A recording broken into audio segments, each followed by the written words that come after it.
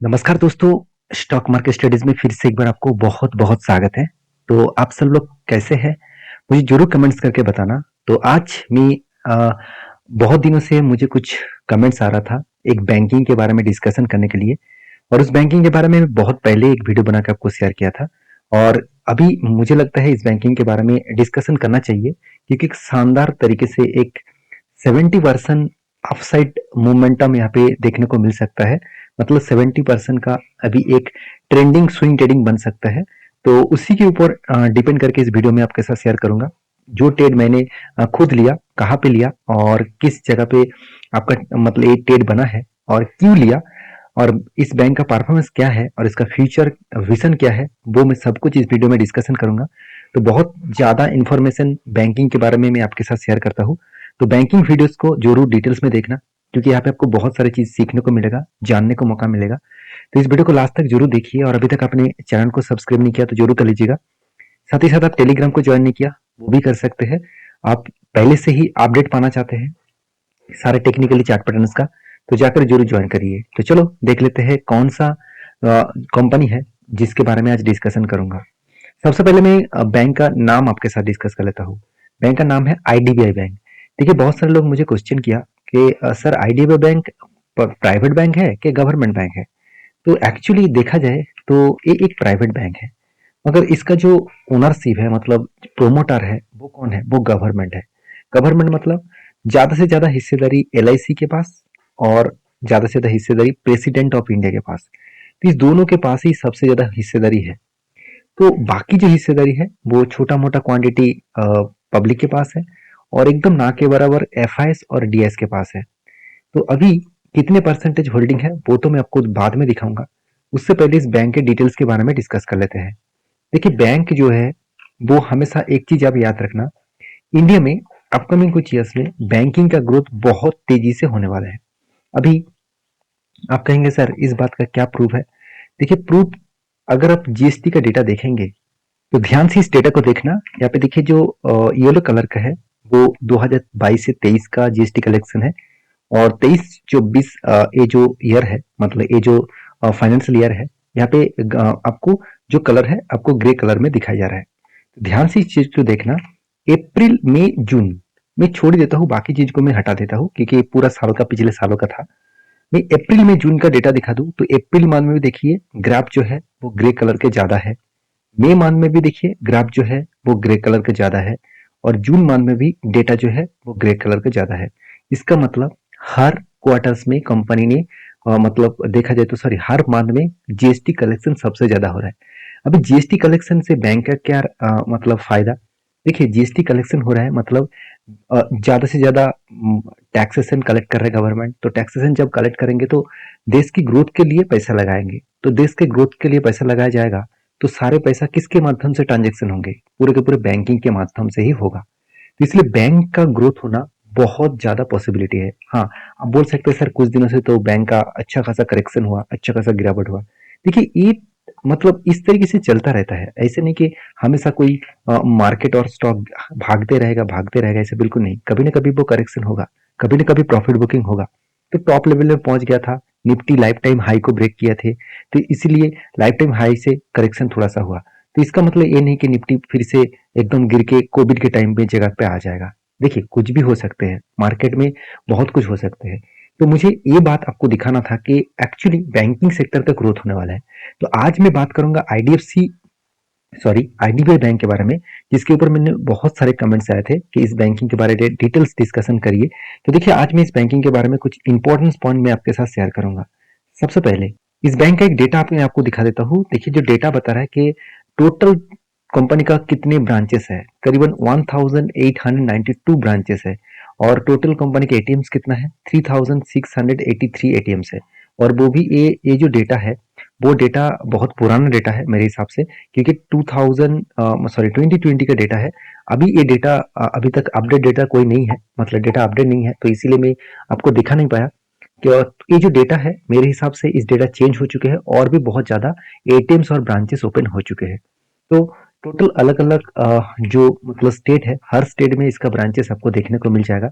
तो कंपनीज की जो इम्पोर्टेंस अपडेट है वो आपको वेबसाइट में भी देखने को मिलेगा कि कंपनी किस किस फील्ड में काम कर रहा है। देखिए बैंकिंग सेक्टर मतलब हर कोई फाइनेंस के ऊपर काम करेंगे, तो फाइनेंस के साथ साथ लोन्स वगैरह सब कुछ इस कंपनी के माध्यम से चलेगा।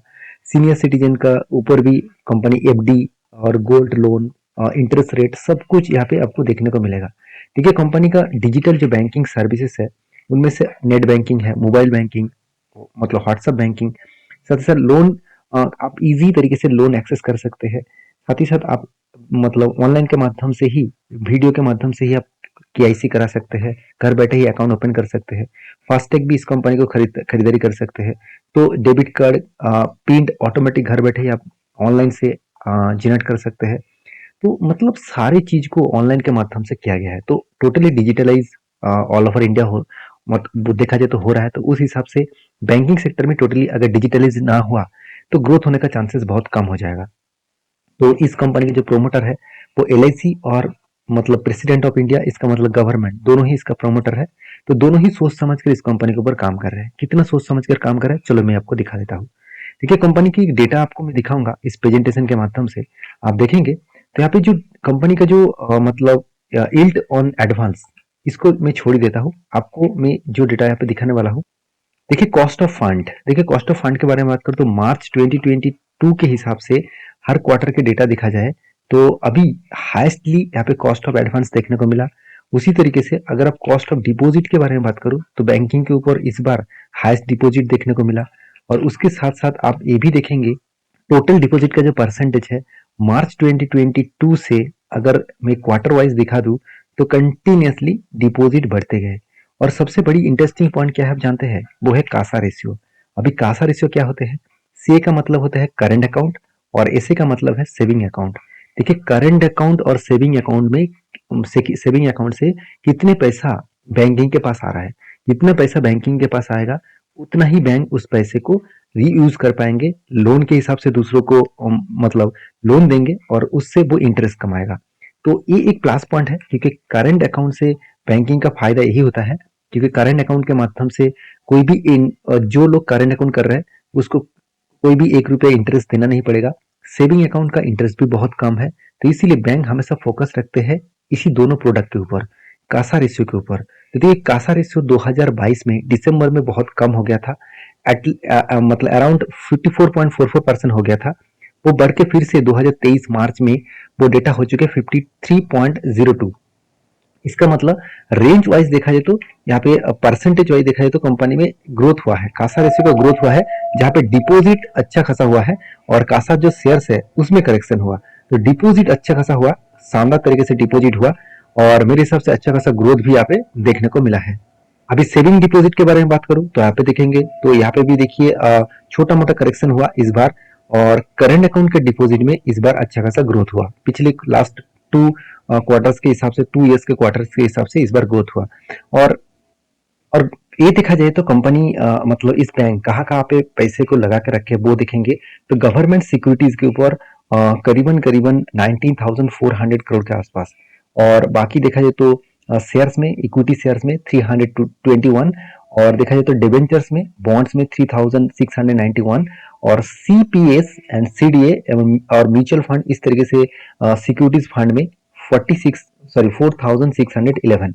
तो इस तरीके से अलग अलग जगह पे कंपनी मतलब बैंकिंग का जो पैसा है वो अलग अलग जगह पे रखा गया है। तो एक पॉइंट ऑफ व्यू से मैं बात करूं तो सेफ जोन में बैंकिंग को ऑपरेट किया जा रहा है क्योंकि गवर्नमेंट बैंक है और अच्छी तरीके से कंपनी परफॉर्मेंस भी किया। वो परफॉर्मेंस क्या है मैं आपको अभी दिखा देता हूँ। देखिए कंपनीज के आईडीबीआई बैंक के एक खासियत यही है कि इस बैंक के मार्केट कैप कोई छोटा मोटा नहीं है, 74,600 करोड़ के आसपास है, और पी रेशियो एकदम सस्ते हैं। इंडस्ट्रीज पी रेशियो से देखा है तो थोड़ा सा हाई है, फिर भी इसका पी रेशियो में आपके साथ कंपेयर करूं तो एक टाइम पी रेशियो चला गया था ऑलमोस्ट 42 के आसपास, और आज पी रेशियो कहाँ पे है, आज पी रेशियो एकदम एकदम सस्ते दामों में है, एकदम लो प्राइस में है, और इसका एवरेज पी रेशियो के आसपास ही है। इसका मतलब बेस्ट पॉइंट ऑफ व्यू से देखा है तो ठीक ठाक ही है। और कंपनीज के आरओसी आरओई में उतना खासियत नहीं है क्योंकि गवर्नमेंट बैंक है, इसको देखकर कुछ फायदा नहीं होगा। एनुअली इनकम बहुत शानदार हो रहा है, और हाथ में देखिए कैश नेगेटिव है क्योंकि बैंकिंग सेक्टर है। बैंकिंग कंपनी हाथ में कैश लेकर नहीं बैठेंगे, वो खुद के पैसे को फिर से वो लोन के हिसाब से कस्टमर को बांटेंगे। तो डेप्थ के बारे में बात करूँ तो कंपनी का जिनका जितना इनकम है उससे कई गुना ज्यादा डेप्थ है। तो यहाँ पे क्वेश्चन मार्क हमेशा देखने को मिलता है। कि इतना ज़्यादा डेप्थ है तो कंपनी तो बर्बाद हो जाएगा, क्योंकि डेप्थ का परसेंटेज 5.76% के आसपास है। तो डेप्थ ज़्यादा इसलिए है क्योंकि बैंकिंग सेक्टर का काम ही इस तरीके से है। बैंकिंग और फाइनेंस सेक्टर में डेप्थ ज़्यादा है, इसका मतलब कंपनी ठीक-ठाक काम कर रहा है। कंपनी डेप्थ लेने के बाद भी अच्छा खासा प्रॉफिट किया है।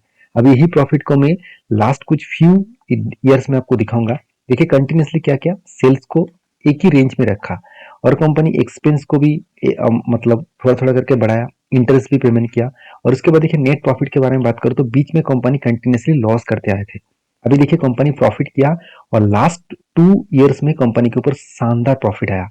और यही प्रॉफिट हम लोगों को एक स्विंग ट्रेडिंग करने के लिए एक बेस्ट अपॉर्चुनिटी देगा, क्योंकि देखिए सिर्फ सिर्फ ईयरली नहीं, क्वार्टरली देखा जाए तो पिछले सालों में 4,600 करोड़ का सेल्स था, मतलब रेवेन्यू था।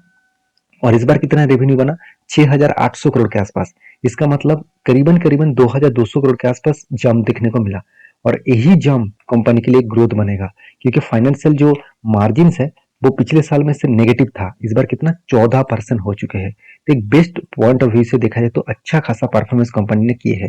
जो आज तक की हाईएस्ट प्रॉफिट है, पिछले बार 773 करोड़ प्रॉफिट हुआ था, इस बार 1,200 करोड़ का प्रॉफिट हुआ। ऐसे नहीं कि सर इस बार ही प्रॉफिट हुआ, पिछले क्वार्टर्स में भी 1,200 करोड़ का प्रॉफिट था, उससे पहले भी 950 करोड़ का प्रॉफिट था। तो हर दिशा से देखा जाए तो कंपनी में बेस्ट परफॉर्मेंस देखने को मिला। और साथ ही साथ और एक चीज मैं आपको दिखाऊंगा, जो चीज देख के आपको और भी इस कंपनी के ऊपर भरोसा आएगा, वो है इस बार कंपनी का मतलब लास्ट जो क्वार्टर है, Q1 का जो रिपोर्ट है, उस हिसाब से देखा जाए तो कंपनी का जो एनपीए है वो आप ध्यान से देखना, नेट एनपीए परसेंटेज वाइज आपको मैं नेट एनपीए दिखा दूं तो इस बार कितना हुआ, 0.44% के आसपास, जो पिछले क्वार्टर में 0.92 था और पिछले साल में 1.26 था। इसका मतलब कंपनी ने अच्छी तरीके से खुद का अलग लेवल से खुद को रिप्रेजेंट किया, अच्छी तरीके से मार्केट से पैसा उठाया और जो एनपी ज्यादा हो रहा था उसको कंट्रोल में लेके आया और 50% नहीं, ऑलमोस्ट देखा जाए तो 3 टाइम्स यहाँ पे कंपनी ने एनपीए को कम किया। तो यही कारण है कंपनी के अपकमिंग कुछ ईयर्स में अच्छा खासा ग्रोथ होने का चांसेस है। और मेरे हिसाब से इसीलिए मैं इस कंपनी के ऊपर ऑब्वियसली बुलिश हूँ। और बुलिश दो कारण की वजह से हूँ, कंपनी अच्छा खासा परफॉर्मेंस किया और दूसरी बात, कंपनी के रिजर्व भी देखिए, कंपनी का रिजर्व भी शानदार तरीके से ग्रोथ हुआ, 35,000 करोड़ के आसपास हो गया। और उसके साथ साथ कंपनी का फिक्स एसेट भी ग्रोथ हुआ। और कंपनी देखिए इस बार अच्छा खासा पैसा भी लगा के रखा बिजनेस में, 477 करोड़। तो सारे पॉइंट्स कंपनी के फ्लेवर में है। अभी देखना है इन्वेस्टर क्या कर रहा है। देखिए इन्वेस्टर के बारे में बात करूं तो ध्यान दीजिएगा, 94.72% के आसपास होल्डिंग किसके पास है, प्रोमोटर के पास है। प्रोमोटर कौन है, मैं पहले बोल चुका हूँ, इसका दो प्रोमोटर आपको दिखेगा, एक LIC जिसके पास 49% होल्डिंग्स है और दूसरा है प्रेसिडेंट ऑफ इंडिया, इसके पास 45% का होल्डिंग्स है। तो इस कंपनी के ऊपर एक बहुत बड़ा नेगेटिव पॉइंट्स क्या है, देखिए सेबी के रूल्स के हिसाब से 75% से ज्यादा किसी भी कंपनी के ऊपर होल्डिंग्स के मतलब होल्डिंग्स प्रोमोटर के पास नहीं होना चाहिए। और इसके प्रोमोटर के पास कितना होल्डिंग है, 94%। तो ओवरऑल देखा जाए तो 20 ऑलमोस्ट देखा जाए तो 20% शेयर इसको बेचना पड़ेगा। तो 20% शेयर बेचेंगे तो कितना बड़ा शेयर में एक करेक्शन देखने को मिल सकता है, आप सोचिए। फिर भी देखिए इंस्टीट्यूशन छोटा मोटा होल्डिंग्स उठाया, बाकी पब्लिक ने अच्छा खासा माल उठाया। तो ये तो था कंपनी के एक परफॉर्मेंस। तो मैं सबसे पहले आपको कंपनी का फंडामेंटल दिखा चुका हूँ। अभी आपको दिखाऊंगा कंपनी का टेक्निकली चार्ट पैटर्न, जो बहुत इंटरेस्टिंग होने वाला है। देखिए टेक्निकली चार्ट पैटर्न मैं आपके साथ टेलीग्राम में भी शेयर किया था।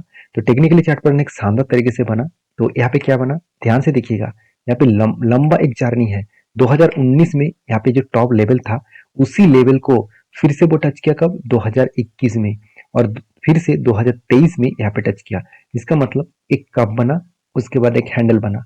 तो बहुत सारे क्वेश्चन आएगा, सर कप भी इतना बड़ा है, हैंडल भी इतना बड़ा है, क्या इस तरीके से स्ट्रेटेजी स्ट्रेंथ होगा। देखिए मेरे हिसाब से कप के नीचे हैंडल नहीं जाना चाहिए, कप का जो लो है उसके नीचे हैंडल नहीं जाना चाहिए। अगर उसके नीचे चला गया, उसको टच कर लिया, तो मैं इस तरीके से ट्रेड नहीं लेता। तो कप विथ हैंडल बहुत शानदार तरीके से बना। और यहाँ पे देख सकते हैं, यहाँ पे ब्रेकआउट भी यहाँ पे हुआ था और ब्रेकआउट कंफर्मेशन इस कैंडल ने दे दिया। तो इस कैंडल के ऊपर एंट्री है, मतलब 65 रुपीज के 65.30 रुपीज के ऊपर एंट्री है। और जो टारगेट है वो टारगेट बहुत बड़ा टारगेट है।